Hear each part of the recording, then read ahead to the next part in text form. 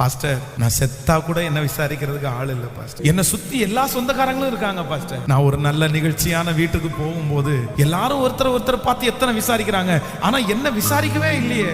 ஆனா ஆண்டவர் அந்த அங்கலாய்ப்பை பார்த்துட்டாரு. எனக்கு எந்த சொந்தமுமே இல்லை, நான் ஒரு தனி ஆளா இருக்கிறேன் அப்படின்ற உங்களுடைய அங்கலாய்ப்பை கர்த்தர் பார்க்கிறார். கர்த்தர் தான் வாக்கு கொடுக்கிறார். இந்த மாதம் நான் உன்னை விசாரிக்கிற மாதம்.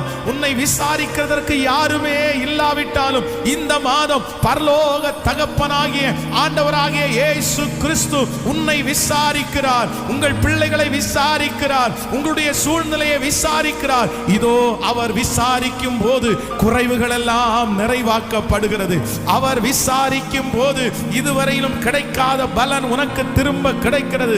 அவர் விசாரிக்கும் போது செத்து போன இடத்திலே மறு வாழ்வு உண்டாகிறது. அவர் நம்மை விசாரிக்கிற தேவன்.